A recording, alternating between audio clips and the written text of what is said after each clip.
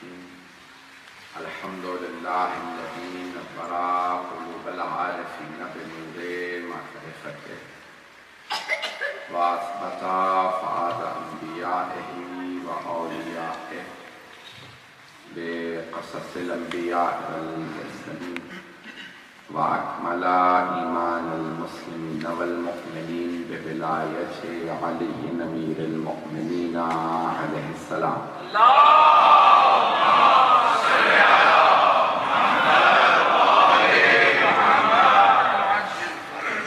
والصلاة والسلام والتحية والإكرام على أفضل الموجودات العبد المؤيد والرسول المسدد المصطفى الأمجد المحمود الأحمد أعني أبا القاسم محمد.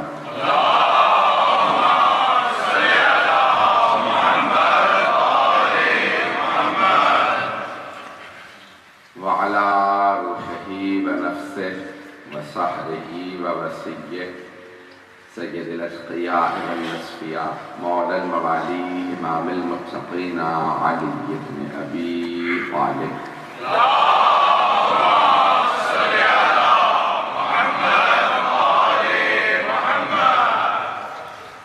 وعلى أوصيائه لا سيما بقية الله في الأرضين روحي وأرواح العالمين لتراب مقدمه الفدا واللعنة الدائمة على أعدائهم أجمعين من الآن إلى يوم الدين. أما بعد فقد قالت فاطمة الزهراء سلام الله عليها: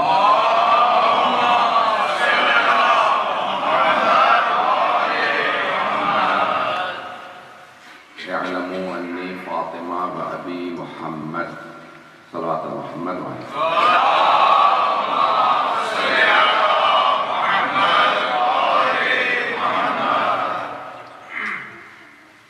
چند معروضات سے پہلے کہ میں آپ کی خدمت میں یہ بھی خطبے سے متعلق آج کی جو مجلس کو عنوان دیا گیا اس سے متعلق مطالب پیش کروں. پہلی بات یہ ہے کہ آپ کے یہاں اردو کے پروگرام بھی ماشاءاللہ MC میں شروع ہو گئے ہیں. خاطر غلام ایک طرف سے تاکید کرنا چاہوں گا کہ ان کی درخواست یہ ہے کہ اردو کے پروگرام پہلے الحمدللہ انگریزی میں رہے، لیکن یہ بھی آپ کے تعاون سے چلتے ہیں اور ہماری اپنی کمیونٹی کے اندر ایک کثیر تعداد مومنین کی ہے جو اردو سے زیادہ آشنا ہے، اور جو یہاں کے بچے ہیں انہیں بھی اردو سکھانے کی ضرورت ہے. ہمارے تمام علماء مراجع نے تاکید کی ہے کہ اپنے بچوں کو اپنی زبان ضرور سکھائیں. جو عرب بیک گراؤنڈ سے ہیں عربی ضرور سکھائیں، جو فارس بیک گراؤنڈ سے ہیں ہمارے ایرانی، افغانی اور بہت سے ممالک کے لوگ وہ فارسی ضرور سکھائیں. جو ہندوستانی پاکستانی بیک گراؤنڈ سے ہیں وہ اپنے بچوں کو اردو ضرور سکھائیں. خاص طور سے پاکستان نے وصیت کی ہے کہ اپنے بچوں کو زبان بھولنے مت دیں. ابھی تک ہمارا پورا کلچر انگریزی یا فرینچ میں یا اسپینش یا دوسری زبانوں میں منتقل نہیں ہوا. جب تک وہ ہماری ثقافت سے آشنا نہیں ہوں گے، ہمارے ادب و آداب اور دین سے آشنا نہیں ہو پائیں گے. چاہے صرف سمجھنے کی حد تک اردو ہو، لیکن اردو باقی رکھیں. اور میں خود صرف ایک تاکیداً جملہ کہہ رہا ہوں کہ بہرحال یہاں پہ آپ کو پتہ ہے نظریہ یہ کہ نہیں اب انگریزی میں سب کچھ منتقل ہو چکا ہے، انگریزی میں ہونا چاہیے. میں انگریزی میں بہت زیادہ مجالس پڑھتا تھا ایک زمانے میں، اور ابھی بھی پڑھتا ہوں. تو امریکہ اور برطانیہ میں کم پڑھ رہا ہوں، اس لیے انگریزی کی مدارس کم ہے. خود میں نے آغا سے ثانی سے حافظ اللہ جن کا بھی ٹانک آپریشن بھی ہوا، خدا ان کو صحت کام لا دے، اور مراجعوں سے بھی، لیکن خصوصاً حافظ ثانی سے میں نے اس مسئلے پہ خود جا کے کچھ سوالات بھی کیے، تیاری کر کے بھی کیا کہ قائل کروں کہ نہیں انگریزی کے اندر مدارس ہونے دیں. تو انہوں نے 5 منٹ پوری بحث کو جواب دیا بہت استدلال کے ساتھ کہ کہاں سے رہنے والے ہیں. برطانیہ میں رہتا ہوں. کہاں سے ہیں اصالتاً؟ میں نے کہا پاکستان سے. کہا کہ ہندوستان پاکستان پہ جانتے ہیں برطانیہ کی کتنے سال حکومت رہی؟ جی ہاں ویسے تو 150 سال، لیکن 90 سال پورے ہندوستان پر حکومت کی. تو اگر جانتے ہیں کہ وہ 90 سال 100 سال سے زیادہ وہاں رہے، لیکن اپنے بچوں کو انگریزی سکھاتے تھے. جانتے ہیں سب لوگ. اور وہ بچہ جو انگریزی نہیں بول پاتا تھا اسے کہتے تھے بھی تمہاری انگریزی اچھی نہیں ہے، تم تمہیں اگلے پانی کی جہاز سے بٹھائیں گے، بوٹ آن دا شپ پانی پہ، اور تم واپس چلے جاؤ بورڈنگ اسکول میں برطانیہ میں. بچہ بولوں گا نہیں مجھے یہاں رہنا ہے، کہ تم وہاں نوکر چاہ کرتے گھروں میں خادم تھے. کہ نہیں مجھے یہیں رہنا ہے. نہیں، تم جاؤ، جب تمہارے اسکول کا ماسٹر میں خندے کے بتا دے گا کہ اسے سارے کے سارے انگریزی آداب آ گئے ہیں، زبان اچھی ہو گئی ہے، تب واپس آ سکتے ہیں. اس حد تک انہوں نے باقاعدہ اپنی زبان کو، ثقافت کو باقی رکھا. جبکہ کیا وہ وہاں پہ واپس جانے کے لیے آئے تھے؟ نہیں، رہنے کے لیے آئے تھے. ہندوستان کو تو آزادی دلوائی بر صغیر کو، اگر وہ وہیں رک جاتے تو وہیں رہنے کے لیے. ہمیں تو بھی 40-50 سال ہوئے، میرے والد کو اس سال 54 ایئرس ہو جائیں گے بتائیے. اس کے باوجود بھی ہم نے کوشش کی. میرا ایڈوانٹیج یہ ہے کہ میرے والدین واپس چلے گئے تھے 80s میں، تو ہم لوگ پاکستان میں رہے بچپنے میں، تو اس لیے اردو اچھی ہو گئی. لیکن ضروری یہ ہے کہ ہم اپنے بچوں کو ضرور سکھائیں.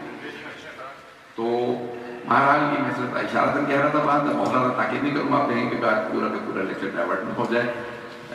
تو بہرحال بچوں کی ضروری ہے، چاہے اس حد تک ہو کہ وہ زبان کم از کم مجلس سمجھ سکیں، لوہا سمجھ سکیں، مرثیہ. یہ پوری ثقافت ہے، پورا کلچر. عزاداری دین نے صرف اتنا کہا کہ عزاداری کرو، کیسے کرنی ہے وہ کلچر میں ہے. باقاعدہ اپنے اپنے کلچر کے حساب سے سب کرتے ہیں. عرب اپنے کلچر کے حساب سے عزاداری کرتے ہیں. یہ شریعت نے کہا ماتم کرنا، رونا ہے، غم منانا. غم سید الشہداء کو کس طرح سے منائیں گے؟ وہ ہر آدمی کا اپنا ثقافت اور اپنے کلچر کے حساب سے. اور وہ آپ کی جو ثقافت ہے اس کو بھی اتنی جلدی کنورٹ کرنے کی، ڈائیورٹ کرنے کی کوشش مت کی تھی، اسے باقی رکھیں. تو بہرحال یہ اردو کی مدارس شروع ہوئی ہیں، یہ بڑی ضروری ہے، اس کو جاری رہنا چاہیے. صاحب کے سینٹر میں بھی میرے خیال میں 5-7 سال 10 سال بعد جب شروع ہوئی ہے، تو آپ لوگوں کے تعاون سے جاری رہیں گی. اور میں بہت سے چہرے دیکھ رہا ہوں کہ جن کو خود جانتا ہوں کہ جو یہیں پہ پیدا ہوئے، یہیں پلے بڑھے ہیں، اردو کے مدارس میں آ رہے ہیں. اور جو اردو کے مدارس کے اندر پورا کلچر ہے، حتیٰ میں آپ کو یہاں تک بتا دوں، عربی فارسی کی سنتا ہوں، مدارس پڑھتا بھی ہوں. تو میرے ساتھی جب کہتے ہیں بھی تقریر کرو تو کہتے ہیں میں اردو کا خطیب ہوں. میں بھی گیا ہوا تھا تو ہمیں ایرانی اساتذہ کہنے لگے نہیں فارسی میں تقریر کرو، ہمیں اردو نہیں آتی. میں نے کہا میں اردو کا خطیب ہوں، فارسی میں خطیب نہیں ہوں. وہ دوسری انداز سے کرو، ہم سننا چاہتے ہیں، تمہارا نام سنتے ہیں ہر جگہ پہ، یہ وہ سب آگے کہتے ہیں یہ. تو میں نے کہا کیوں آپ سننا چاہتے ہیں؟ تو کہا کہ نہیں، تمہاری جو ثقافت ہے، یعنی پاکستانی ہندوستانی کی جو اردو کی خطابت کی ثقافت ہے، وہ عربوں ایرانیوں سے بھی زیادہ آگے. انہیں احساس ہے لیکن ہمیں احساس نہیں ہو رہا. تو اس کو باقی رکھیں. اور یہاں تک کہ یہ بڑی اہم چیز ہے کہ اس کو بعض اوقات ہم جو عزاداری کے ہمارے اندر ایک بہت بنیادی تربیت ہے، کوئی بہت اشارے کر رہے ہیں، اب جگہ نہیں آگے، جو آگے والے ہیں وہ کہتے ہیں منہ اٹھا کے دیکھنا پڑتا ہے. تو اس لیے اشارہ کر رہا ہو سکتے ہیں ایک آدھا کوئی جماعت بچا کے بیٹھنے تھوڑی سی جگہ ہے.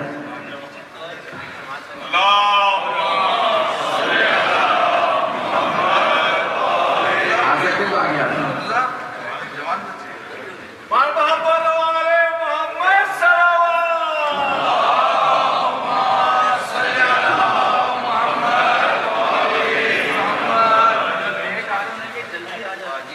وہ کہہ رہے ہیں جو لیٹ آ رہے ہیں وہ تھوڑا جلدی آ جاتے ہیں تو ان لوگوں کی زحمت نہ ہوتی. بہرحال جو آ گیا اس کا ثواب ہے، پہلے آنے والے کا ٹھیک ہے زیادہ ہوتا ہے، لیکن جو آ رہا ہے اس کے لیے تھوڑی تھوڑی جگہ میں گنجائش، دلوں میں گنجائش ہو.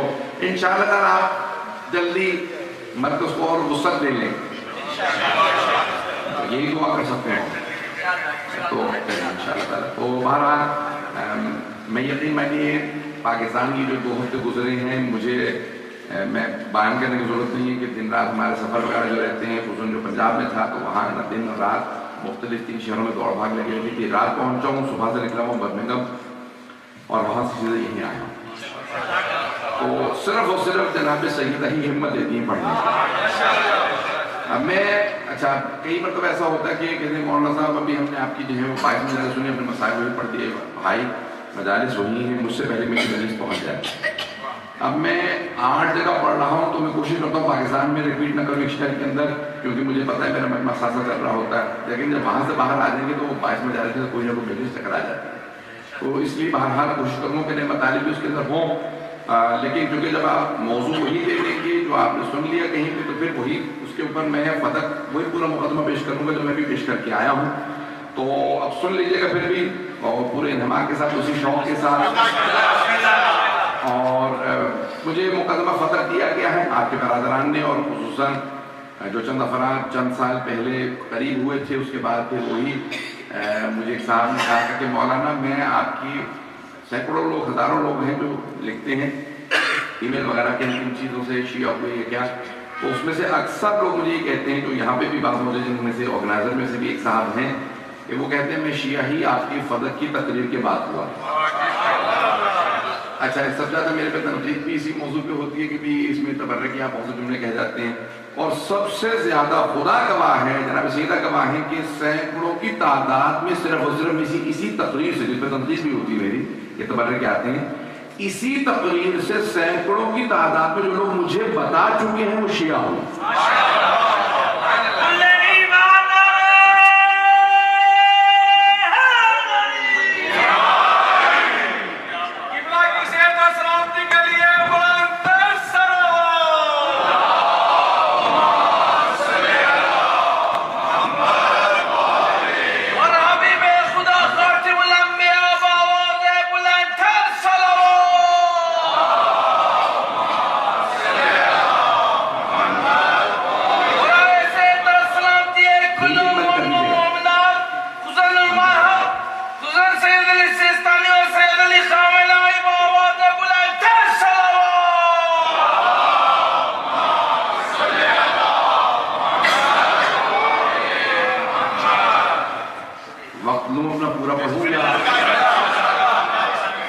چند اصطلاحات پہلے سن لیجیے گا، کیونکہ بہت سے افراد نے شاید یہ اصطلاحات اور یہ شاید مدارس نہ سنی ہو، تو میں پھر بھی پوری کوشش کروں گا کہ اسی انداز سے مطالب کو پیش کروں۔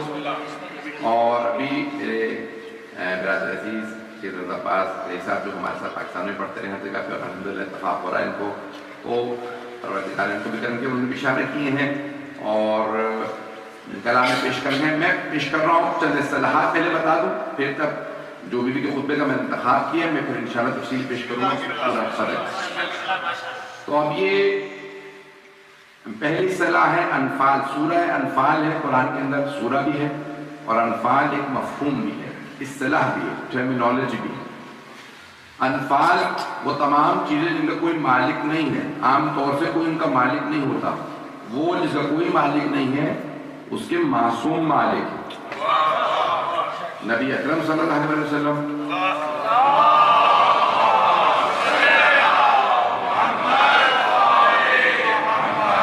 اور ائمہ اہل بیت علیہ السلام۔ انفال وہ تمام چیزیں جیسے پہاڑ ہیں، درخت ہیں، صحرا ہیں، سمندر ہیں، دریا ہیں، یہ سب کے سب ملکیت ہے، ان سب پہ حکومت ہے امام معصوم علیہ السلام۔ اور یہ ہمارا عقیدہ ہے کہ تمام چیزیں انفال میں آتی ہیں، سورہ 8واں سورہ ہے، تو یہ سب انفال، یہ پہلی اصطلاح۔ دوسری فیض، بلکہ اس سے پہلے ایک اور اصطلاح، اس کو پہلے وضاحت کر دوں، ہے مال غنیمت۔ آپ نے اردو میں سن رکھا ہوگا، اس کو کسی طرح سے استعمال کیا جاتا ہے، سب کی توجہ ہے میرے ساتھ؟ مال غنیمت جب جنگ ہو امام معصوم علیہ السلام کی طرف سے، دو جنگیں ہیں، انگریزی میں بڑا آسان ہو جاتا بیان کرنا، عربی میں کہا جاتا ہے جہاد ابتدائی اور دفاع، یہ دونوں عربی کی اصطلاحات ہیں، جہاد ابتدائی اور دفاع۔ دفاع ڈیفینسو وار اور جہاد ابتدائی یعنی افینسو وار۔ شیعہ علماء کا عقیدہ یہ ہے کہ افینسو وار یعنی کسی بھی کافر یا مشرک یا منافق یا کسی پہ بھی حملہ کرنا، خود جا کے حملہ کرنا، یہ صرف معصوم کا حق ہے، غیر معصوم کو اس کی اجازت نہیں ہے۔ باتیں ہو رہی، یعنی خود جا کے افینسو وار پہ جانا، ضرور سمجھنے میری باتوں کو۔ To go to an offensive war is only the right of the امام معصوم اور the infallible علیہ السلام۔ رسول خدا کو اور امام معصوم کو حق ہے کہ وہ کہیں کہ بھئی چڑھائی کرو یا دوسرے پہ حملہ کرو، اسے کہا جاتا ہے جہاد ابتدائی۔ دوسرے بھائیوں کے ہاں کوئی بھی حاکم، کوئی بھی حکمران اگر مسلمان ہے، چاہے فاسق ہو، فاجر ہو، شرابی، وہ حملہ کر سکتا ہے، ہمارے یہاں نہیں۔ ہمارا عادل مرجع تقلید بھی حملہ نہیں کرتا، نہ کر سکتا ہے، وہ کہتے ہیں امام معصوم کی ضرورت ہے۔ زمینی اور بنیادی فرق ہے، یہ بات پہنچ گئی؟ تو اس کے کہتے ہیں جہاد ابتدائی، افینسو وار۔ رسول اسلام نے جتنی جنگیں لڑی ہیں، غزوے ہوں یا سریے، سب میں ہمارے علماء کا نظریہ یہ ہے کہ تمام کی تمام آپ کی جنگیں دفاع تھیں، ڈیفینسو وار تھی، افینسو وار کوئی نہیں تھی، جہاد ابتدائی کوئی نہیں تھی۔ بہت سے لوگوں نے لکھا کہ نہیں، خیبر واحد جنگ ہے جو رسول خدا نے افینسو وار لڑی، لیکن ہمارے علماء یہ کہتے ہیں کہ بھئی پہلے یہودیوں نے مسلمانوں پہ حملہ کیا تھا، جو بھی خیبر کے پاس سے گزرتا تھا وہ مسلمان کو لوٹ لیتے، تو پیغمبر نے انہیں ایک وارننگ پہلے خط لکھا، ایک انہیں تحدید کی، وارننگ دی، بھئی میرے ماننے والوں کو مت ستانا، انہیں ستانا بند کر دو۔ انہوں نے کہا بھئی کیا کر لیں گے، ہمارے پاس بڑے بڑے پہلوان ہیں، مرحب ہے، حارث ہے، انتر ہے، یہ ہمارا کچھ نہیں بگاڑ سکتے۔ پیغمبر نے دوبارہ وارننگ دی اور اس میں لکھا ہے کہ اب اگر تم باز نہ آئے تو میں خود فوج لے کے آؤں گا اور تمہیں اپنے ہاتھوں سے روکوں گا، اب یہ خیبر کا قلعہ تمہارا نہیں رہے گا، میں 40 دن میں فتح کر لوں گا۔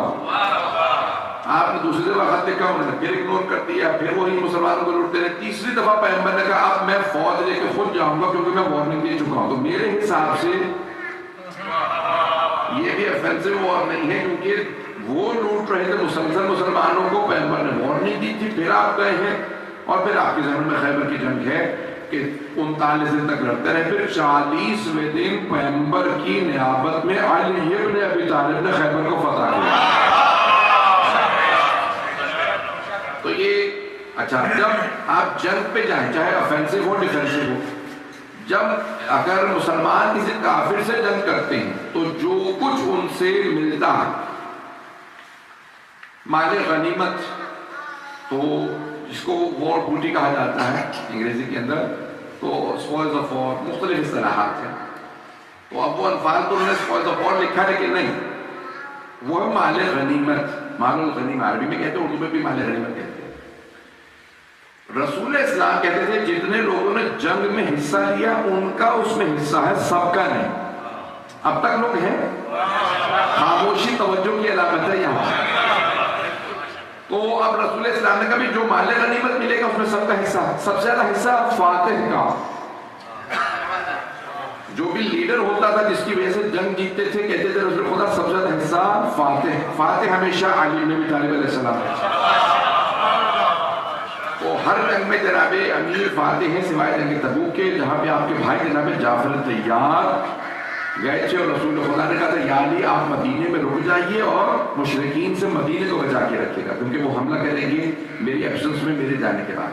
تو آپ نے کہا ٹھیک ہے، آپ میرے بھائی جعفر طیار کو لے جائیں، مدینے کی حفاظت میں اکیلا کروں۔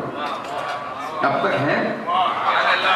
اچھا، جو رسول خدا مال غنیمت تقسیم کرتے، فاتح کا حصہ سب سے زیادہ، پھر سواروں کا، پیادوں کا۔ کچھ ایسے ہوتے تھے جو بعد الفتح، کچھ لوگ پہنچ کے صلاح، بعد الفتح عربی کی صلاح ہے کہ فتح ہونے کے بعد پہنچتے تھے۔ رسول خدا اتنے کریم تھے کہ بعد الفتح پہنچنے والوں کو محروم نہیں رکھتے تھے، کچھ نہ کچھ انہیں بھی عطا کر دیتے۔ جہاں جگہ ملے بہت نازل کے ساتھ، میں 5 دفعہ کہہ چکا ہوں، تو اب یہ 2-3 دفعہ یہ 2-3 دفعہ میں کہہ چکا ہوں، تو اب جگہ ہے نہیں، اگر جگہ مل جائے کچھ لوگوں کے پیچھے جگہ بن جائے گی۔ اگر صلی اللہ علیہ وسلم محمد علیہ وسلم،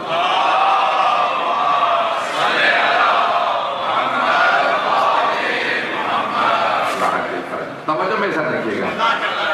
تو اب مال غنیمت وہ کہ جس میں جنگ ہو، اور سے سنیے گا، مال غنیمت جہاں جنگ ہو اور جو جنگ میں ملے وہ مسلمانوں میں جب تقسیم ہو وہ کہتے ہیں مال غنیمت۔ جہاں جنگ نہ ہو اور کچھ ملے کافروں سے تو وہ مال غنیمت نہیں، اسے کہتے ہیں عربی میں فے، فے یہ حمزہ، فے۔ جنگ کہاں ہوئی تھی؟ خیبر میں، وہاں بھی یہودی تھے، پیغمبر نے جنگ کی، جو کچھ ملا سب میں تقسیم کیا، یہاں تک کہ سب سے زیادہ حصہ جناب امیر کو ملا، اور بے انتہا وہاں پہ سونا بھی اور خرمے بھی ملے، یہاں تک کہ ام المؤمنین کہتی ہیں کہ خدا رحمت نازل کرے ابو طالب کے بیٹے علی پہ، جب انہوں نے خیبر فتح کیا تو ہم نے پیٹ بھر کے خرمے کھائے، یعنی پیٹ بھر کے کھجوریں بھی نہیں کھائی گئی تھی، اتنی غربت تھی، تو جناب امیر نے فتح کیا۔ ہمارا چلتے رہیے گا ساتھ ساتھ۔ جنگ ہوئی خیبر میں، جب پیغمبر خیبر سے واپس مدینے آ رہے تھے تو خیبر سے واپسی پہ فتق نامی ایک بہت بڑا باغ اور فتق نامی پورا علاقہ، جیسے خیبر علاقہ اس طرح سے ایک علاقہ تھا یہودیوں کے ہاتھ میں، اس کا نام تھا فتق ہے توجہ۔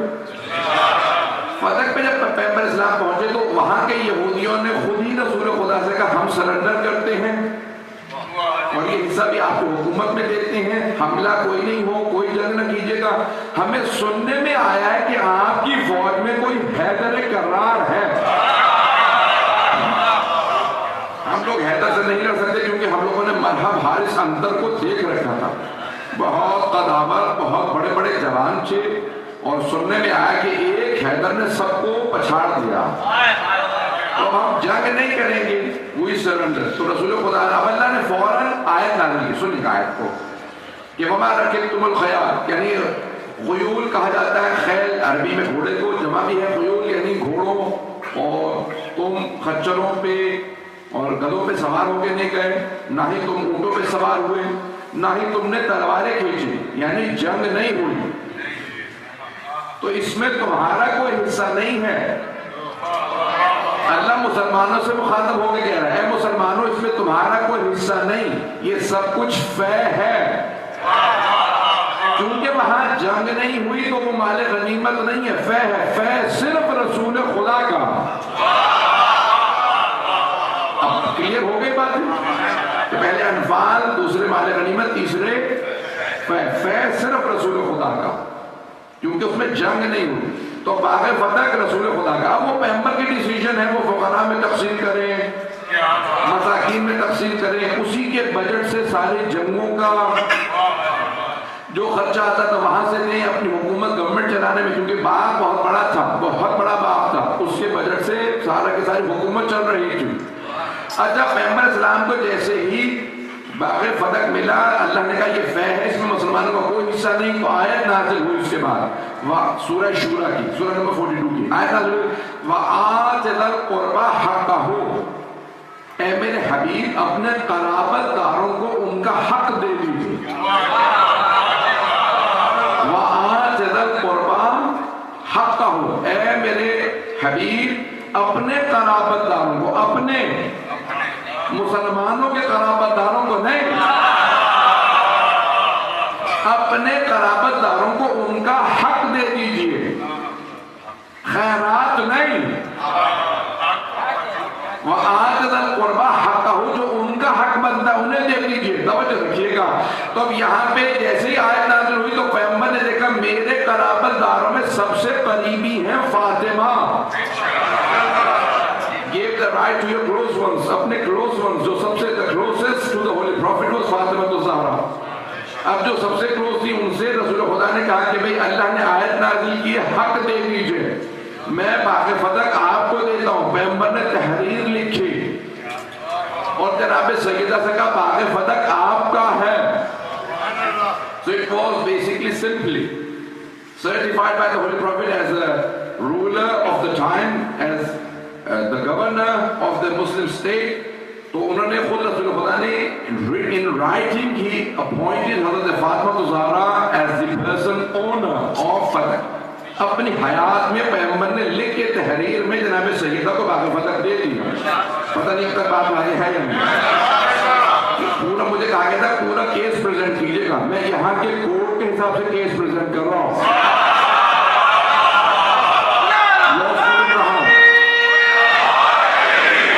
البتہ صرف ایک سال ایران جانے سے پہلے ایک سال لا اسٹوڈنٹ رہا ہوں، لا میرے لیے نہیں تھا، میں خدمت کرنا چاہ رہا تھا، اس میں کمانے کے ذریعے بہت بتائے جا رہے تھے، تو میں پیش کروں گا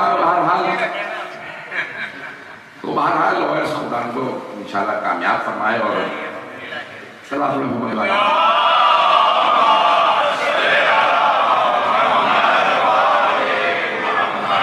گرمی زیادہ محسوس ہو نہیں ہو رہی، چلتے رہیے گا میرے ساتھ ساتھ۔ اوزان گرامی، یہاں جناب سرور کائنات نے جناب سیدہ کو باغ فتح لکھ دیا، تحریراً دے دیا۔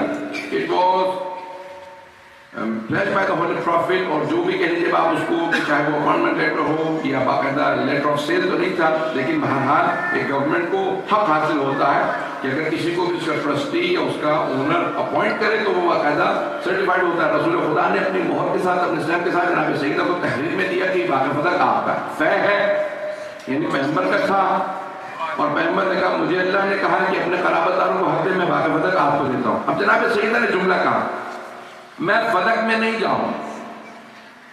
تو اب کیوں نہیں جاؤں گی بھائی میں وہ باہر ہے. تو اس لیے یا رسول اللہ بابا جان یا بابا جان میں اپنی جگہ پہ جو باغ فدق کا پرسن انچارج جس کو میں باقاعدہ پورے اپنی طرف سے چارج دے رہی ہوں اور یہ ہمارے ہاں اس طرح سے پاور آف اٹرنی دیا جاتا ہے تو میں پورا کا پورا میری طرف سے جو ساری اتھارٹی ہے وہ ہے علی ابن ابی طالب کو.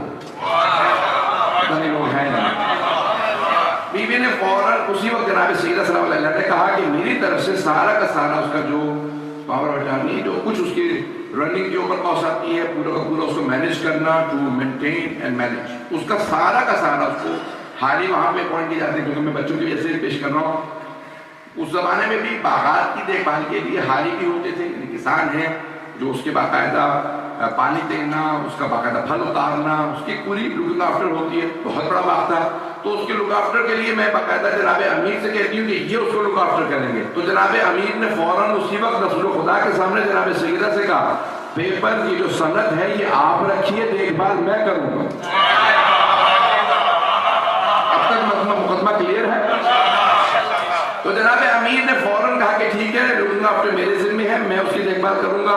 جناب امیر نے فوراً کچھ افراد کو بلایا کہ بھائی میں آپ کو اپوائنٹ کرتا ہوں کہ آپ اس کی لک آفٹر کریں. کچھ ملازم بلائے کچھ وہاں پہ خادم ان کو باقاعدہ ایک تنخواہ اپوائنٹ کی کہ یہ آپ کی تنخواہیں ہوں گی یہ حصہ ہوگا باغات کے اندر جو بھی ہے اس کی تفصیلات یہ اس وقت نہیں ہے کہ پرانے زمانے میں اس کے دستور اور تھے کہ آپ کو کیا ملے گا کیا نہیں ملے گا اس میں کتنا حصہ آپ کا ہوگا آپ لوگ اس کی لک آفٹر کریں گے. میں وہاں نہیں آ رہا. جب سال کے بعد پھل اترے گا تو باقاعدہ فیصلہ کیا جائے گا کہ کتنا حصہ کس کا ہے یہ آپ اس کی لک آفٹر کیجیے. وہ سارے کے سارے وہاں پہ چلے گئے. اب یہاں 4 سال بعد جناب 3.5 تقریباً سال 4 سال بعد جناب سرور کائنات دنیا سے رخصت ہو جاتی ہے شہادت ہو جاتی ہے. اب وہی ملازم جو جناب امیر نے اپوائنٹ کیے تھے مولا نے اپوائنٹ کیے نوکر. اچھا اس سے پہلے ایک اور میں اصطلاح واضح کر دوں یا اور مزید نہ پھیلا. آپ کو پتا ہے برطانیہ نے دنیا کے اندر گورننس کے اور لا میکنگ کے سارے جو ہیں ان سے سب سے زیادہ دنیا میں رائج ہیں. اس کے بعد پھر فرینچ ہے. دنیا کے اندر 2 لیگل سسٹم رائج ہیں. برٹش لیگل سسٹم ہے اور فرینچ لیگل سسٹم. امریکن کوئی نیا نہیں ہے. انہیں دونوں کو ماڈیفائی کر کے انہوں نے برٹش کے اوپر زیادہ بیس بنائی. میرے ایک دوست نے PhD کی تھی Islamic and British legal system کے اوپر کمپیریزن. یہاں پہ بھی لا کے 2 حصے ہیں. ایک کرمنل لا ہے سول لا. اب آپ کہیں گے اتنے زیادہ ٹیکنیکل ہو رہے ہیں جو آپ کے سولیسیٹرز ہوتے ہیں اور پھر بیرسٹرز ہوتے ہیں. تو کرمنل لا کو بیرسٹرز ڈیل کرتے ہیں اور پھر سول لا کو باقاعدہ آپ کے سولیسیٹرز. اب گرامی سارا کا سارا جو اگر ہمارے دوست ہیں انہوں نے PhD کی ہے وہ کہہ رہے تھے میں نے سارا برٹش لیگل سسٹم اسٹڈی کرنے کے بعد وہ LLM تھے PhD کر رہے تھے تو انہوں نے کہا کہ میں نے سارا لیگل سسٹم دیکھا برٹش 80% کے قریب 60 to 80% برٹش لیگل سسٹم اسلام سے لیا گیا بے انتہا کلوز ہے اسلام سے. اور وہ کہہ رہے تھے کہ اگر آپ آکسفورڈ یونیورسٹی میں جائیں گے تو جو لیگل سسٹم پرانی کتابیں 400 سال پرانی وہ 400 years old books تو کہتے ہیں ان سب کے اندر آپ کو ایک جملہ ملے گا آکسفورڈ یونیورسٹی کے اندر. جس آدمی نے پہلے کتاب لکھی تھی لا کے اوپر اس نے کہا تھا محمد از اے لا گیور.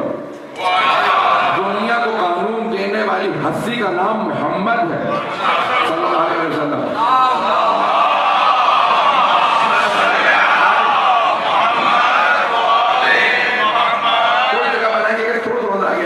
آگے ہو جائے گا تو یہ جگہ بن جائے گی.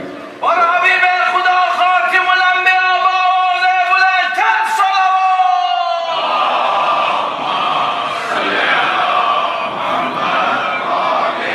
اور خوشنود امام زمانہ علیہ السلام باوز بلند صلوات.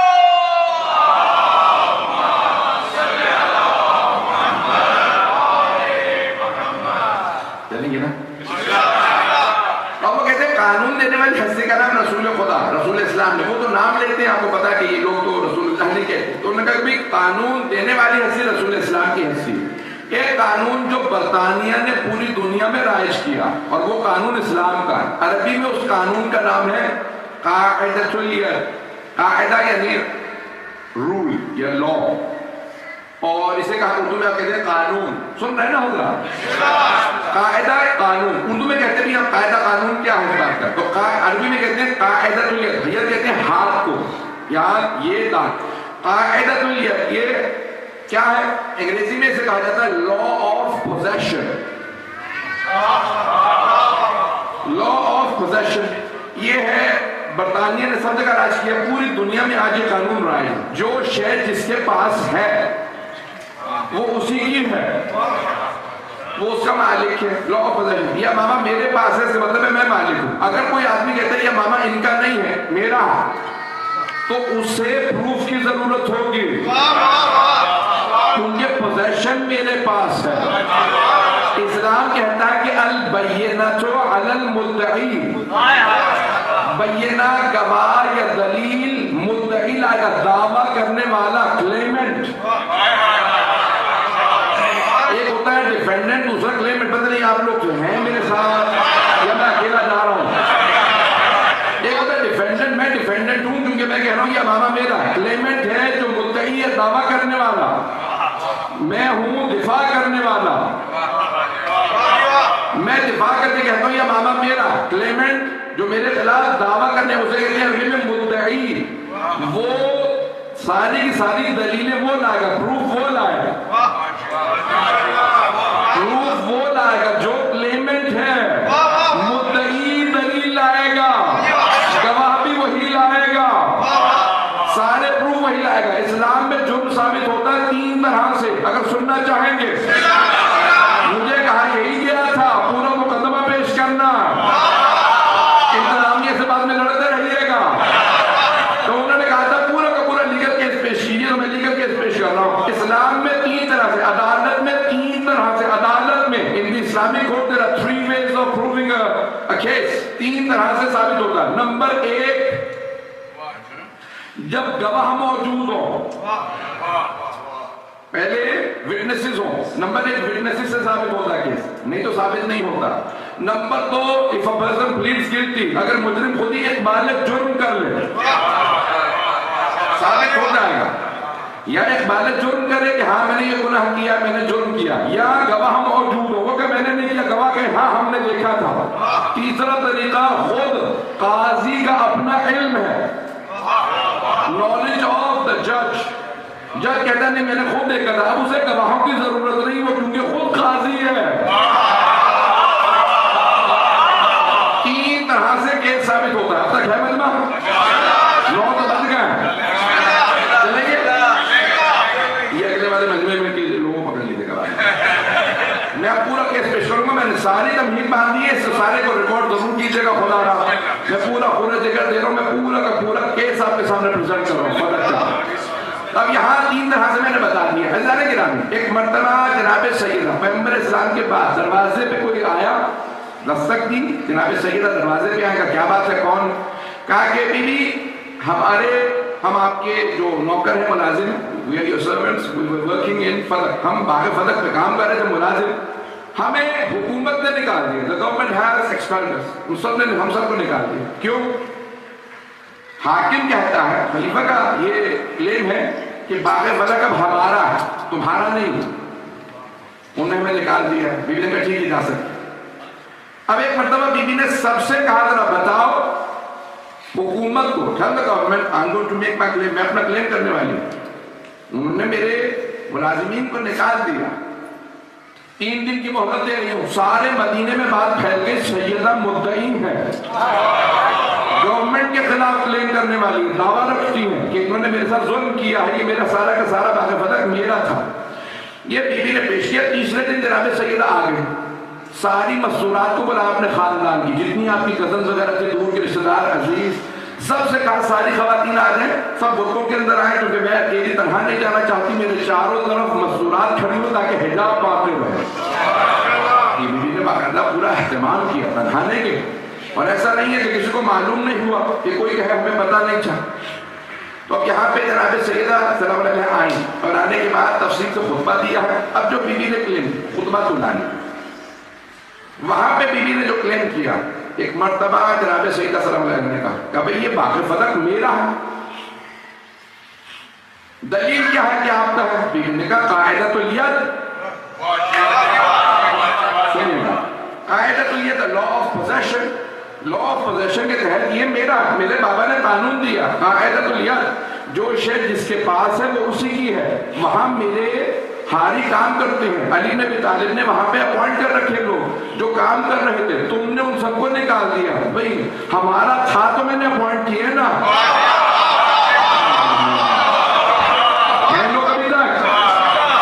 سارے بول کے چلتے رہیے گا ساتھ ساتھ، کیس کو چلتا سمجھ لیجیے، میں نے سارا کا سارا آپ کے سامنے لے ڈاؤن کر دیا۔ اب بی بی کا مقدمہ سنیے۔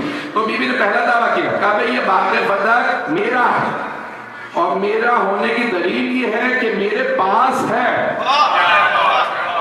تم نے نکالا ہے نا میرے ملازموں کو، پتہ نہیں لوگ ہیں تم نے نکالا نا، تم نے سب کو نکالا کہ بھئی آج سے ان کا نہیں ہے میرا، تو اس کا مطلب ہے اب تک میرا تھا۔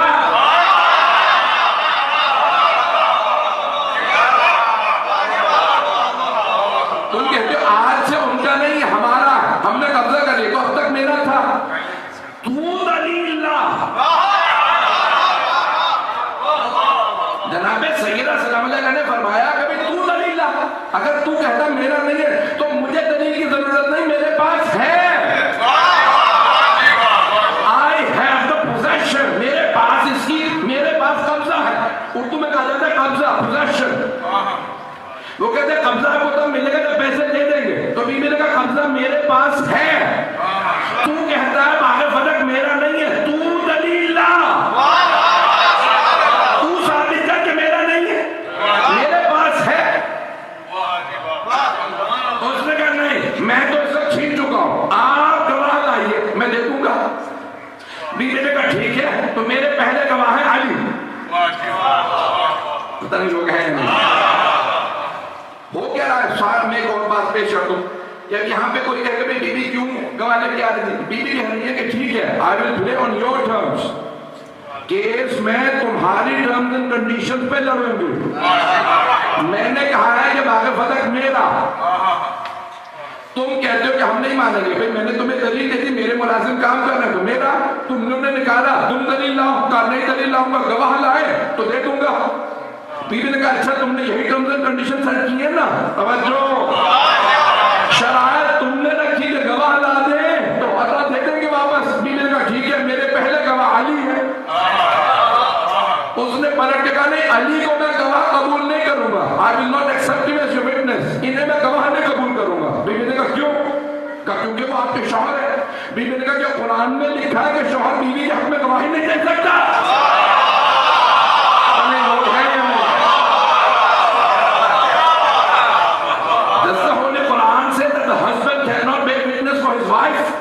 کیا قرآن میں لکھا ہے کہ شوہر بیوی کے حق میں گواہی نہیں دے سکتا؟ کچھ سوچتا رہا، قرآن آتا ہو تو جواب دے۔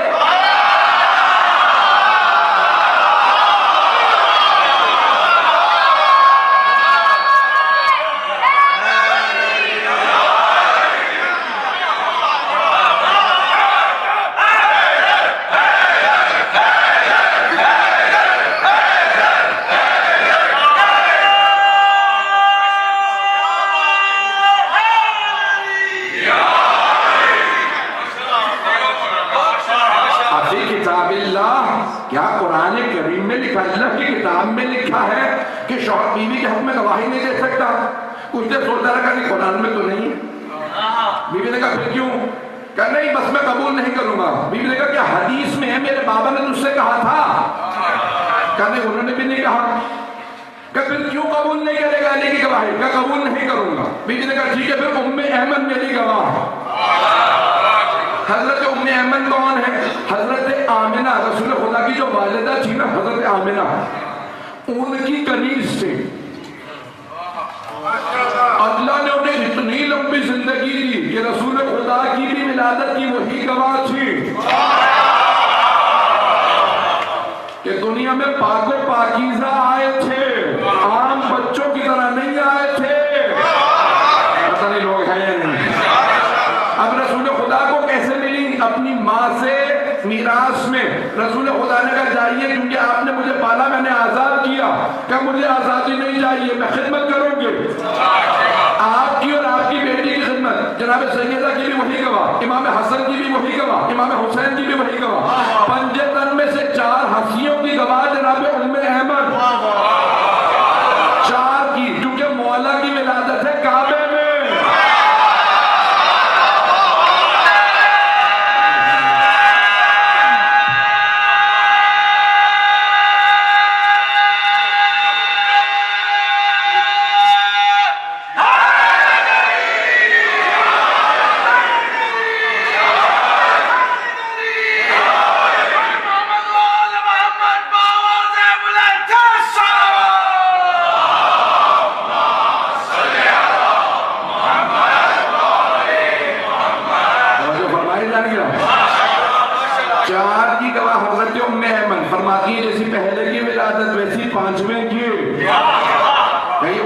دنیا میں آلائشوں سے پاک آئے تھے، آتے ہی سجدہ کرتے تھے، پتہ نہیں لوگ ہیں یا نہیں، کہ بالکل پاک و پاکیزہ، اور یہاں تک کہ انہوں نے بتایا کہ پیغمبر نے بھی آتے ہی دنیا میں سجدہ کیا۔ جناب سیدہ نے سجدہ کرنے کے بعد گواہی دی، اشہد ان لا الہ الا اللہ و اشہد ان ابی رسول اللہ۔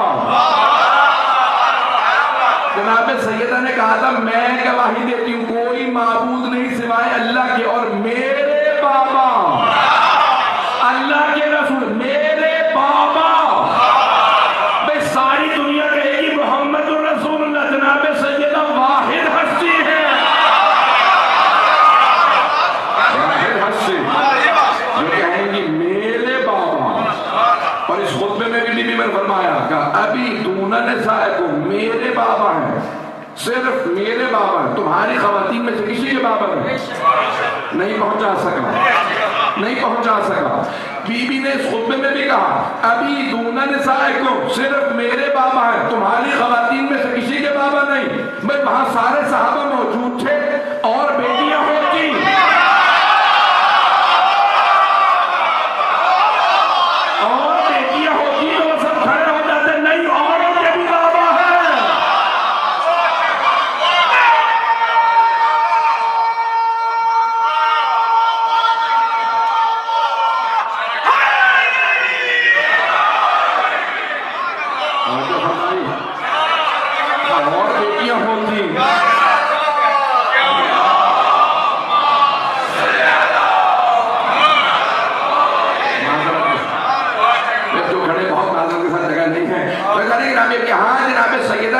کہا کہ میرے بابا، تمہاری خواتین میں سے کسی کے بابا نہیں۔ کسی نے پلٹ کے نہیں کہا بھئی ہماری بھی خواتین کے بابا ہیں، اور بیٹیاں ہوتی تو شور اٹھتا کہ اوروں کے بابا بھی ہیں، اور بار بار بیوی نے کہا ابھی، ابونا نہیں، میرے ہمارے بابا نہیں کہا،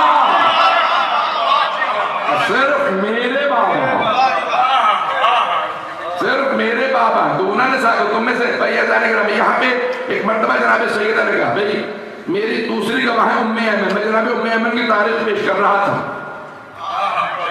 انہوں نے کہا تھا گواہ لاؤ، حکومت کی حقیقی گواہ لے لاؤ، تو جب حاکم نے کہا کہ گواہ لا، بی بی نے کہا پہلے گواہ علی قبول نہیں، بی بی نے دوسرے گواہ کون؟ کہ جناب ام ایمن، کہا ام ایمن میری گواہ ہے، تو کہا بھئی یہ تو خاتون ہے، اس پہ تو قرآن میں بھی ہے، عورتوں کی گواہی آتی ہے، اتنا قرآن تو میں بھی جانتا ہوں کہ بھئی گواہی خواتین کی آتی ہے، یہ خاتون ہے، ان کی گواہی پوری نہیں ہے۔ جناب ام ایمن خود کھڑی ہو گئی، کہا ہے مسجد نبوی میں بیٹھنے والوں، کہ اسی مسجد میں تم نے پیغمبر سے نہیں سنا تھا کہ پیغمبر نے فرمایا اگر کبھی ام ایمن گواہی دے تو ان کی گواہی پوری ہے۔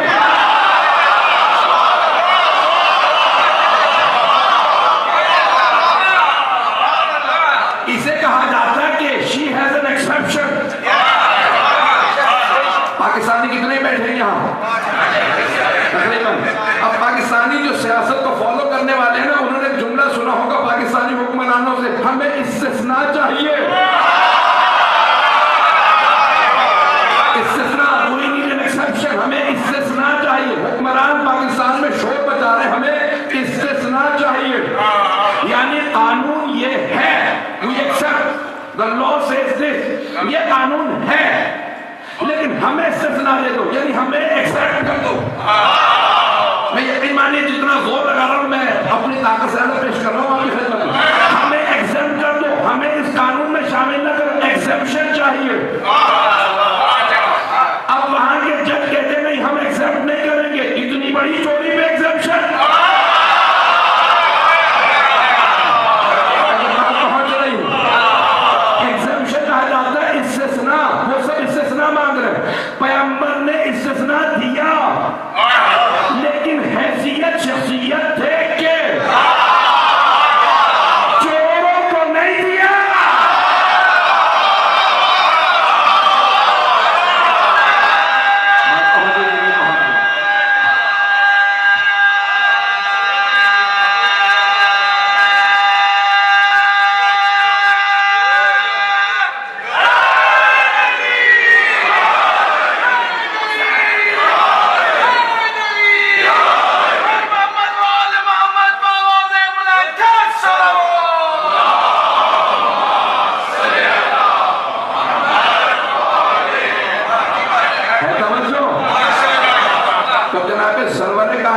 کیونکہ ام ایمن میری ولادت کی گواہی انہیں استثناء حاصل ہے، یہ اگر کبھی گواہی اب کبھی بھی یہ گواہی دیں تو انہیں استثناء حاصل ہے، ان کی گواہی آج ہی نہیں ہے، ان کی گواہی اب جناب ام ایمن کھڑی ہو گئی۔ کل تمہیں یاد ہے اسی مسجد میں پیغمبر نے میرے متعلق کہا تھا کہ ام ایمن کی گواہی آج ہی نہیں ہے، پوری ہے۔ سارا مجمع توجہ رکھیے گا، سارا مجمع خاموش رہا، جناب ام ایمن نے خود ہی جواب دیا، جب سارے خاموش رہے تو کہا کہ تمہاری خاموشی بتا رہی ہے سب کو یاد ہے۔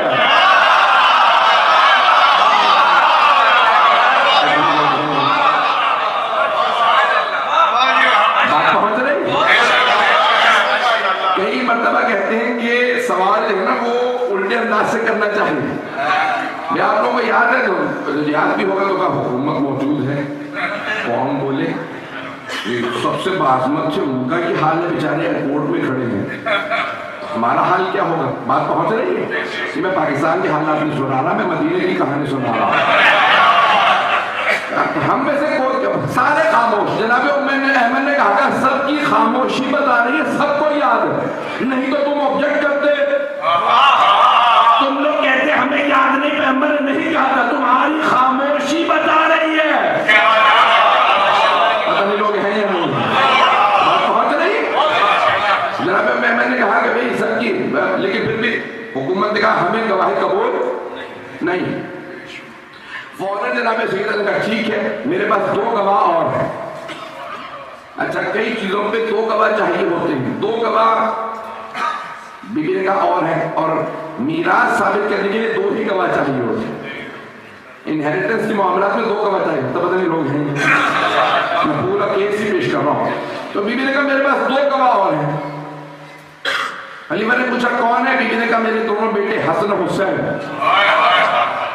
اب بی بی نے جب 2 اکٹھے نام لیے تو اس نے کہا ان کی گواہی قبول نہیں کیونکہ بالغ نہیں ہے، یہ تو حدیثوں میں ہے کہ بالغ ہونا چاہیے۔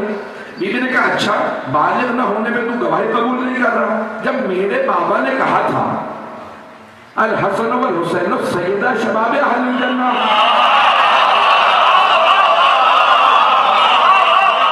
اور بھی زیادہ چھوٹے تھے، پتہ نہیں لوگ ہیں یا نہیں ہیں بھئی، ابھی تو ایک 9 برس کے دوسرے 8 برس کے، جب کہا تھا تو 4 اور 3 برس کے تھے، تو پیغمبر نے کہا تھا الحسن والحسین سیدہ شباب اہل الجنہ، حسن و حسین جوانان جنت کے سردار ہیں۔ یہ نہیں کہا تھا جب بالغ ہوں گے تو ہو جائیں گے، آپ نے فرمایا تھا ہیں۔ جب پیغمبر نے ان کے بالغ ہونے کا انتظار نہیں کیا اور کہا یہ دونوں جوانان جنت کے سردار ہیں، تو تو بلوغ کا انتظار کیوں کر رہا ہے؟ Why do you wait for them to become adults? تو کیوں انتظار کر رہا ہے کہ بالغ ہو تو گواہ قبول کرو، کب کچھ بھی ہو جائے گواہی اب جناب سیدہ کی ساری گواہیوں کو جب رد کر دیا گیا، بی بی نے کہا ٹھیک ہے، تو کہتا ہے کہ باغ فتح میرا نہیں ہے، نہ میرے کلیم کو مانتا ہے نہ میرے گواہوں کو. توجہ ہے؟ وہ ایک مرتبہ جناب سیدہ نے کہا میرے بابا کی تحریر، جو پھر مساق کا رخ اسی پہ وہاں لے جاؤں گا کہ کسی نے تحریر کو مار دیا. لیکن جناب سیدہ نے کہا ٹھیک ہے، اب جب تم نے میرا کلیم نہیں مانا، میرا دعویٰ نہیں مانا، یہ بتا میرا تجھ سے سوال ہے، چھیننے والا تو خود ہے، حاکم بھی سب تو ہی ہے، قاضی بھی تو خود بنا ہوا، پتہ نہیں لوگ حاکم بھی خود، گورنر بھی خود ہے، گورنمنٹ اسی کے ہاتھ میں، قاضی بھی خود ہے، جج بھی خود ہے، اور کلیمنٹ بھی جناب سیدہ کے خلاف خود ہے، تینوں چیزیں. بیوی نے کہا اچھا یہ بتا میرا نہیں ہے باغ فتح، تو کہتا ہے کس کا ہے تو بتا دے.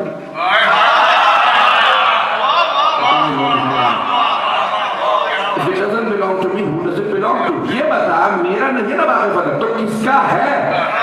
توجہ ہے؟ بیوی نے کہا تو بتا باغ فتح کس کا ہے اگر میرا نہیں ہے؟ کہا رسول خدا کا. توجہ. بیوی نے کہا اچھا مانتا ہے میرے بابا رسول خدا کا باغ فتح؟ کہا ہاں وہ تو مانتا ہوں، فیض تھا پیغمبر کا. بیوی نے کہا تو پھر یہ مان لے کہ میرے بابا کا ہے، ان کی وارث ہم میں. If it belongs to my father, then it is my inheritance. ورنہ تو بیوی نے کہا کہ میرا فیض تھا بابا نے اپنی زندگی میں مجھے دے دیا، میرے پاس ہے، میرا نہیں مانتا تو میرے بابا کا تو مانتا ہے، تو پھر میری میراث ہے، نہیں پہنچا سکتا. ایک مرتبہ جناب سیدہ نے کہا کہ بھئی اگر یہ مانتا ہے کہ میرے بابا کا ہے تو ان کی وارثہ میں ہوں. اس نے کہا نہیں، مجھ سے رسول خدا نے کہا تھا کہ نحن معاشر الانبیاء لا نرث ولا نورث، ہم گروہ انبیاء نہ کسی کے وارث ہوتے ہیں نہ ہمارا کوئی وارث ہوتا. We the group of prophets do not inherit anyone and no one inherits us. بات واضح ہو رہی ہے؟ نہ ہم کسی کے وارث نہ ہمارا کوئی وارث. وما ترکنا فهو صدقہ، جو ہم چھوڑ جائیں وہ میراث نہیں ہے، وہ صدقہ ہے. وہ صدقہ آپ پہ حرام ہے، وہ ہمارے لیے جائز ہے. پتہ نہیں بات تو ہوتی ہے. اہل بیت پہ صدقہ، صدقہ تو علینا حرام، پیغمبر کی حدیث ہے کہ اہل بیت پہ صدقہ حرام، تو آپ کا حصہ نہیں بنا، ہمارے لیے جائز ہے. بیوی نے کہا سن، ہر بات پہ تم مجھ سے گواہ مانگتا، یہ جو ابھی تم نے حدیث سنائی ہے میرے پاس کوئی گواہ ہے؟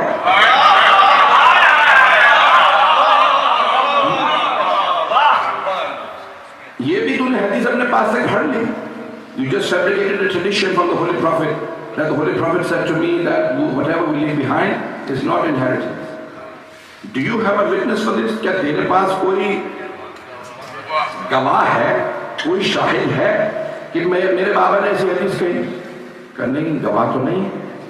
مجھ سے رسول خدا نے تنہائی میں کہا. بات پہنچ رہی ہے؟ میں کیس پورا سمجھیے. بیوی نے کہا تیرے پاس کوئی گواہ کرنے، مجھ سے تنہائی میں کہا تھا اور لوگ تھے ہی نہیں تو گواہ کہاں سے لاؤں؟ تو جیسے اس نے کہا نا کہ گواہ نہیں ہے میرے پاس، مجھ سے پیغمبر نے تنہائی میں کہا تھا. He said to me while we were alone, there was no one there, so I cannot bring you a witness.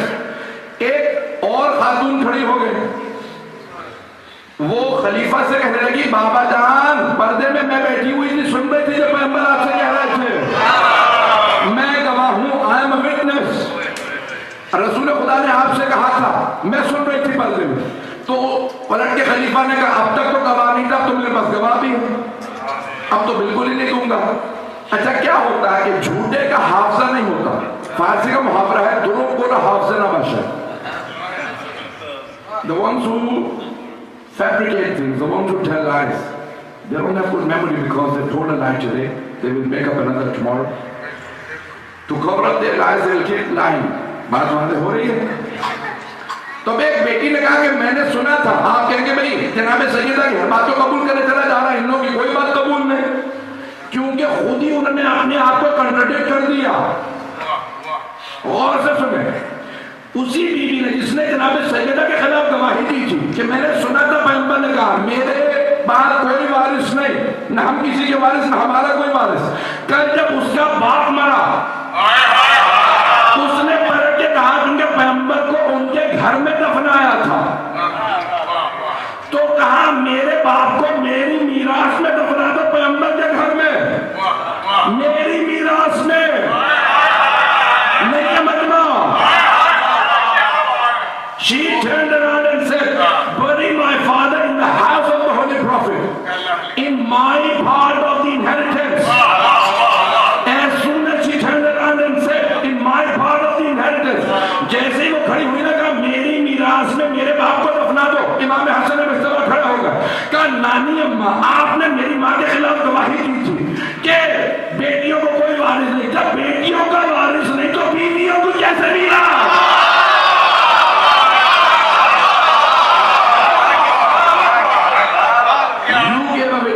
My mother, that daughters do not inherit.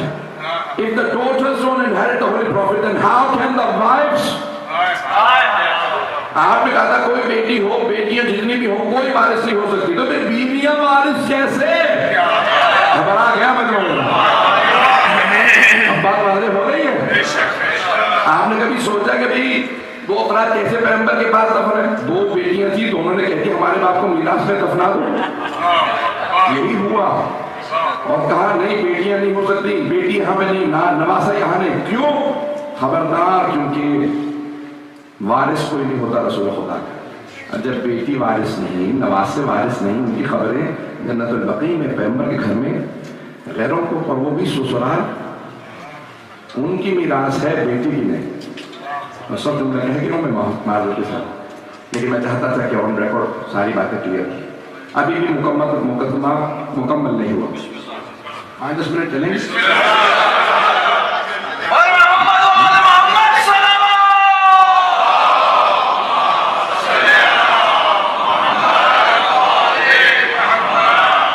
I'll try and complete within the next 5 to 10 minutes.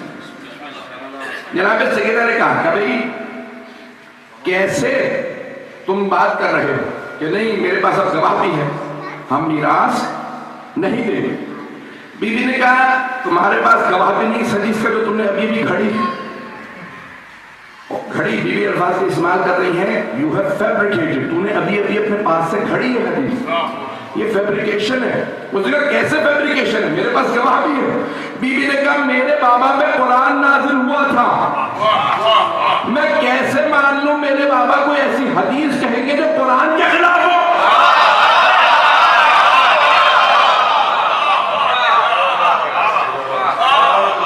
قرآن کے خلاف میرے بابا کیسے حدیث کہہ سکتے ہیں؟ اب جناب سیدہ نے کہا 3 آیات سن۔ بیوی نے پہلی آیت پیش کی، یوصیکم اللہ للذکر مثل حظ الانثیین، اللہ تمہیں وصیت کرتا ہے، اے ایمان والو اللہ وصیت کرتا ہے جب بھی میراث دو تو بیٹوں کا حصہ دگنا، بیٹیوں کا ایک، للذکر مثل حظ الانثیین، 2 بیٹیوں کے برابر 1 بیٹے کا حصہ۔ بی بی نے کہا یہاں پہ اللہ نے آیت کری ہے سب کے لیے، یہ کیوں نہیں کہا اس میں ایکسیپشن ہے؟ اگر انبیاء کی بیٹیاں نہ ہوتی اس حکم میں تو اللہ کہہ دیتا کہ اس میں ایکسیپشن ہے، استثناء ہے۔ جب اللہ نے ایکسیپشن نہیں بتائی تو تو کہاں سے ایکسیپشن لے آیا؟ چلیں گے ابھی؟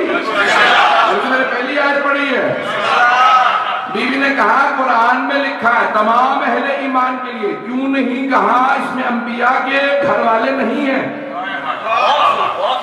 دوسری دلیل بی بی نے کہا قرآن کے اندر ہے، رب حبلی ملت ان کا، پروردگارا تیری طرف سے مجھے ایک وارث عنایت فرما۔ جناب زکریا نے دعا مانگی، جناب زکریا نبی، بس ان کی ایک ہی اولاد ہوئی جناب یحییٰ، وہ بھی نبی۔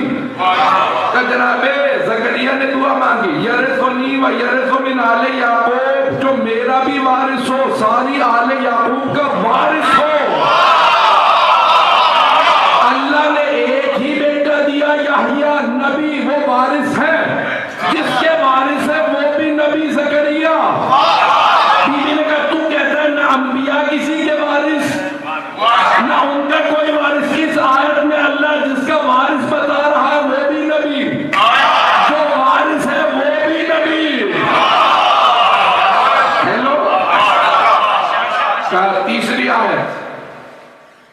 ورثہ سلیمان و داؤد، داؤد کے وارث ہوئے سلیمان. جناب داؤد کی حکومت تھی. David was inherited by his son Solomon. سلیمان وارث ہوئے داؤد کے. داؤد نبی، سلیمان نبی.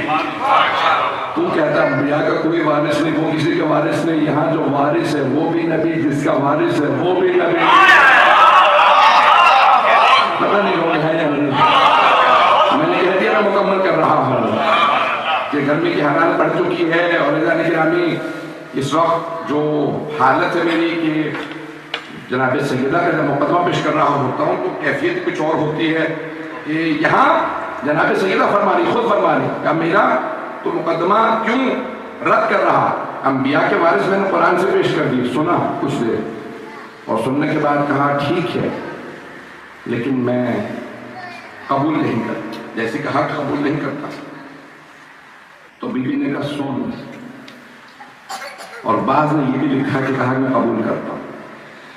ساتھ والے نے کہا کہ قبول مت کر، اگر اس بات کو مانا تو سب کچھ ماننا پڑے گا. سیدہ روکیں گے نہیں، یہ ایک معاملہ نہیں ہمارا غلط، ہمارا سارا نظام ہی غلطی پہ ہے. حکومت بھی، خلافت بھی، قضاوت بھی، ہر چیز ہمارے پاس جھوٹ پہ بیچ سکتے. قبضے کی ہم نے ابھی تو مانے گا تو سب ماننا پڑے گا. اس نے کہا ٹھیک. تحریر کو اس نے پھاڑا. اب سمجھ میں آیا کہ کیوں پیٹ پھاڑ دیا تھا اس کا. شاید سیدہ کو رلایا تھا. لیکن وہاں بھی میں نے ایک جملہ کہا، میں تو پورا نہیں پڑھ سکا، میں جتنا خلاصہ کر سکا تھا میں نے کر دیا. اس سے زیادہ میں اس کو سمرائز نہیں کر سکا، تلخیص نہیں کر سکا. بی بی نے کہا سنو، تم سمجھتے ہو یہ مقدمہ ختم ہو گیا، تم نے مجھے آج میرا مقدمہ رد کر دیا. واللہ خدا کی قسم میں اسی مقدمے کو روز قیامت دوبارہ پیش کروں. By God I will present my case again on the day of judgment. پھر اس کے بعد بی بی نے جملہ کہا، سارے مجمع اگر دیکھ سکے تو ضرور دیکھیں. بی بی نے کہا خدا کی قسم یہ مقدمہ ختم نہیں ہوا، میں روز قیامت اسی مقدمے کو دوبارہ پیش کروں. پھر کہا جب میں پیش کروں گی والحکم اللہ، تو اس دن حاکم خود خدا ہوگا. والزعیم محمد، میرے وکیل میرے بابا محمد ہیں. The person fighting my case will be my father Muhammad Mustafa. My witnesses will be Ali, Hassan, Hussein. اس دن میرے گواہ علی ہوں گے، حسن ہوں گے، حسین. میں دیکھتی ہوں کون میرا مقدمہ رد کرتا ہے. تم اس دن دیکھتی ہوں میرا مقدمہ رد کر سکتے ہو. بی بی کے آنسو بہنے لگے اور ایک مرتبہ کہا ام ایمان، اسماء، فضا، مجھے گھر لے چلو. اگر دیکھ سکے تو ضرور دیکھے گا. علماء نے لکھا ہے بی بی جب گئی تھی نا تو قدم اٹھ رہے تھے، جب واپس آئیں تو پاؤں زمین پہ خط کھینچ رہے تھے. یعنی بی بی چل نہیں پا رہی. بی بی کے بال سفید ہو گئے تھے، کمر ٹوٹ گئی تھی. جانتے ہیں کیوں؟ اگر کوئی بہت سچا ہونا، بی بی عیسائیوں کے مقابلے میں گئی، مباہلہ میں گئی گواہی دینے کے لیے. کرسچنز نے، عیسائیوں نے دیکھ کے کہا ہم مباہلہ نہیں کر رہے. پیغمبر کو تو پہلے بھی دیکھا تھا، علی مرتضیٰ کو پہلے بھی دیکھا تھا. آج جب حجاب دیکھا ہم مباہلہ نہیں کریں. ایسا نہ ہو کہیں سیدہ کی بددعا لگ جائے. انہوں نے مباہلہ چھوڑ دیا. آپ جانتے بی بی نے کیا کہا ایوہ الناس اعلموا انی فاطمہ، جو میں نے خطبہ عنوان کیا، اے لوگوں جان لو میں فاطمہ ہوں، و ابی محمد، میرے بابا محمد، اقول ما اقول، اودم بدوا، میں جو کچھ کہتی ہوں سچ کہتی ہوں، ولا اقول ما اقول غلطا ولا شططا، نہ میں غلطی کرتی ہوں نہ میں جھوٹ کہتی ہوں، میں خطا نہیں کرتی. مسلمانوں وہ بیوی جسے مباہلہ میں جا کے صرف آمین کہنا تھا، عیسائیوں نے کہا ہم نہیں بحث کریں گے، اے مسلمانوں آج وہ قسم کھا کے کہہ رہی خدا کی قسم میں جھوٹ نہیں کہتی، لیکن مسلمان ماننے کے لیے تیار نہیں ہے۔ ارے خاتون جنت کھڑی ہیں، آئیں بی بی گھر آئیں، اگر برداشت کر پائیں بی بی گھر آئیں۔ گھر آنے کے بعد دونوں بیٹوں نے کہا اماں حق مانگنے بینچی مل گیا۔ بی بی کے آنسو بہنے لگے اور زیادہ، کہا ذرا میری بیٹی زینب کو بلا دو۔ جناب فضہ نے کہا بی بی آپ کو آپ کی ماں نے بلایا ہے۔ 5 یا 6 برس کی جناب زینب کا اماں آپ نے بلایا؟ کہا بیٹی میرے بابا نے کہا تھا آپ بھی دربار میں جائیں گے، آپ کی بیٹی بھی دربار میں جائیں گی، بیٹی درباروں کا حال اچھا نہیں ہے۔ زینب جب آپ دربار میں جائیں گی تو کیا کریں گی؟ جناب زینب نے کہا اماں میں صبر کروں گی، اماں میں صبر کروں گی، اجرکم اللہ اجرکم اللہ۔ میں روک کے 5 سے 7 منٹ کی زحمت دوں گا، میں جانتا ہوں آپ بہت تھک چکے ہیں، لیکن آئیے ذرا میں ایک روایت پیش کرنا چاہتا ہوں تاریخ میں، اگر دیکھ سکے تو سب دیکھیے گا، بس ایک روایت مسائل تفصیل سے نہیں پڑھوں گا، میں تفصیل کا عادی ہوں، بہت لمبا مسائل پڑھتا ہوں لیکن آج مختصر پڑھوں گا، اگر سن سکیں دیکھ سکیں تو ضرور دیکھیے گا، سن رہے ہیں تو غور سے سنیے گا۔ تاریخ میں 3 غسل دینے والے غسل دیتے دیتے رک گئے اور بلند آواز سے رونے لگے۔ ایک ہے امام باقر علیہ السلام، جب چوتھے امام کو غسل دے رہے تھے تو غسل دیتے دیتے چوتھے امام کی جب انہوں نے کروٹ دی نا 5ویں امام نے کہ پشت پہ پانی ڈالیں، پشت پہ پانی ڈالنا چاہتے تھے کہ امام باقر نے ظرف آپ زمین پہ پھینکا، بابا کو اب دوبارہ لٹایا، بلند آواز سے گریہ کرنے ہائے میرے بابا، ہائے بابا، آج تک پشت پہ نشان باقی تھے، نہ جانے کیسا توق پہنایا گیا، نہ جانے کیسی زنجیریں پہنائی گئی، ایسے تازیانے مارے، پشت پہ نشان باقی تھے۔ بس میں زیادہ تفصیل میں نے وعدہ کیا تھا نہیں جاؤں گا، جانتے ہیں 3 ہستی میں دیکھ رہا ہوں، بہت سے میرے بھائی برداشت نہیں کر پائے، میں تو دیکھیے گا۔ دوسری ہستی کون ہے جو غسل روک کے رونے لگی؟ جناب زینب کبریٰ، شام کا زندان ہے، کسی چھوٹی سی بیوی کا غسل ہے، جناب زینب نے رو کے سوال کیا سید سجاد میں سکینہ کا کرتا اتار دوں یا رہنے دوں؟ بچی بڑی زخمی ہے، مولا سجاد نے کہا پھپھڑے کو میرے بہن کا کرتا مت اتاریے گا۔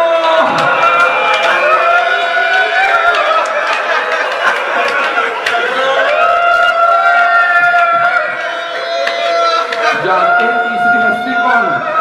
مدینہ شہر ہے، رات کا وقت ہے، شیر خدا ہے، ایک مرتبہ پانی ڈالتے ڈالتے جناب امیر نے کہا سیدہ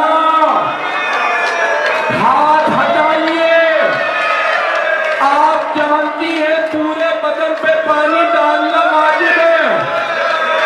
بی بی نے ہاتھ ہٹایا، شیر خدا نے ظرف آپ زمین پہ پھینکا، پیشانی دیوار پہ رکھی، بلند آواز سے رونے لگے یا زہرا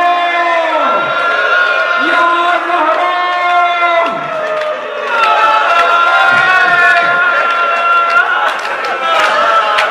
جناب فضہ نے کہا یا علی کبھی شیر بھی ایسے رویا کرتے ہیں؟ یا علی میں نے کبھی آپ کو ایسے روتے نہیں دیکھا۔ مولا نے رو کے کہا فضہ سیدہ نے مجھ سے چھپایا، سیدہ کی پسلیاں ٹوٹ گئی تھی۔ بہار میں اچھا مولا کون سے مسائل جو آپ کو اتنا رلاتے ہیں؟ مولا فرماتے ہیں دو مسائل میں نہیں بھول سکتا، ایک الٹی طرف کی پسلیاں ٹوٹ گئی تھی اور دائیں بازو پہ تازیانے کا نشان تھا۔ جب دروازہ گرا، ایک دن میں پیش کر رہا دوسری روایت پوری نہیں پڑھوں گا، جب دروازہ گرا نا جناب سیدہ بی بی نے آواز دی فِلّا الیکی، فِلّا جلدی آ میرا محسن شہید ہو گیا۔ جناب امیر تیزی سے آئے، جس نے دروازہ پہ لات ماری تھی نا، مولا نے اس کے گربان میں ہاتھ ڈالا، اٹھا کے زمین پہ پھینکا، سینے پہ پاؤں رکھا کہ اگر مجھ سے رسول خدا نے وعدہ نہ لیا ہوتا کہ یا علی میرے بعد تلوار نہ اٹھائیے گا میں تیرا قتل کر دیتا۔ ایک مرتبہ اس نے کہا علی کے گلے میں رسیاں ڈالو کہ تلوار نہیں اٹھائیں گے۔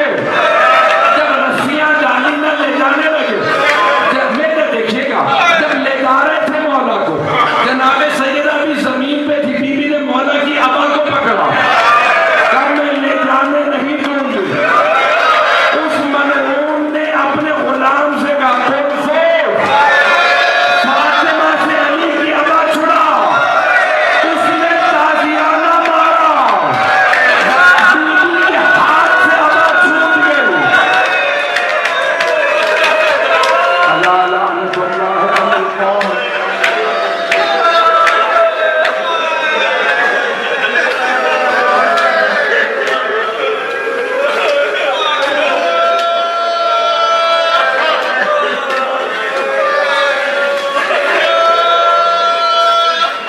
وَسَيَعْلَمُ الَّذِينَ ظَلَمُوا أَيُّ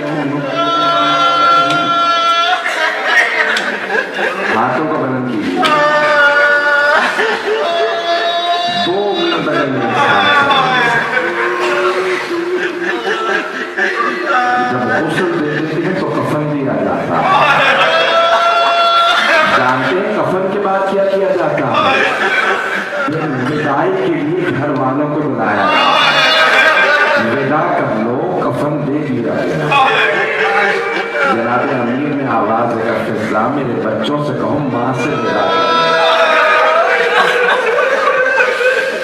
روایت میں سب سے پہلے جناب زینب جناب ام کلثوم کو آئی، بیٹیاں ماں سے لپٹ کے رونے لگی۔ اس مقام پہ جملہ لکھا جناب زینب کا، جناب زینب نے کہا بابا مجھے ماں کے ساتھ دفنا ہے، بابا میں جینا نہیں چاہتی۔ مولا نے بیٹیوں کو بہت پیار کیا۔ ایک مرتبہ کہا فضلا میرے دونوں شہزادے کہاں ہیں؟ جناب فضلا نے ایک مرتبہ آواز دی، امام حسن آئے امام حسین نہیں آئے۔ مولا نے کہا حسین کہاں ہے؟ مولا حسین لپٹ کے رو رہے تھے، اب میرا حسین کہاں ہے؟ جناب فضلا نے کہا مولا حسین کہتے ہیں اگر میری ماں فخر مریم ہے تو میں فخر عیسیٰ ہوں، جب تک ماں نہیں بلائے گی میں نہیں آؤں گا۔ مولا نے آواز دی حسین ماں سے ودا کر لو۔ مولا حسین آئے، دروازے میں کھڑے ہو گئے، بس بھی ہاتھوں کو بدل کر کے میرے دیکھیے گا۔ مولا حسین نے دونوں ہاتھ دروازے پہ رکھے، بلند آواز سے روکے گا اماں مجھے بلا لو۔ شیخ عباس عمری کہتے ہیں ایک مرتبہ کفن کے دونوں بند کھول گئے، بیوی کے تو ہاتھ بلند ہوئے، ہاتھ بلند کر کے بیوی نے امام حسین کی طرف اشارہ کیا یعنی آ جاؤ۔ کیا کہہ رہی ہوں گی بیوی؟ یہی کہہ رہی ہوں گی نا میرے غریب، میرے مظلوم، میرے پیاسے آجا ماں کے پاس۔ حسین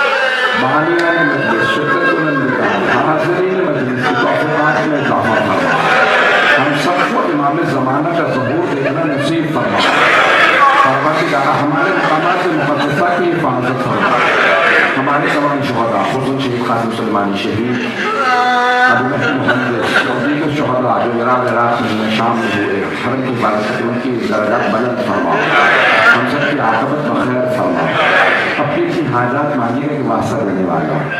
جانتے ہیں ماں بیٹا میں کیا نسبت ہے؟ جناب سیدنا امام حسین میں دونوں میں بڑی نسبتیں ہیں۔ ایک نسبت پیش کرنا چاہتا ہوں، جناب سیدہ جناب امام حسین دونوں کی پسلیاں ٹوٹ گئی، ماں کی پسلیاں جلتے ہوئے دروازے دیوار کے درمیان، اور بیٹے کی پسلیاں گھوڑوں کی ٹاپوں پر ہیں۔ جب گھوڑے دوڑائے گئے نا مولا حسین کی ساری پسلیاں ٹوٹ گئے۔ پروردگارا واسطہ ماں کا، واسطہ اس بیٹے کا، ہم سب کو زندگی میں بار بار جناب سیدہ کی زیارت نصیب فرما، آخرت میں بیوی کی شفاعت نصیب فرما۔ پروردگار ہمارے مرحومین کو جناب سیدہ کی شفاعت نصیب فرما۔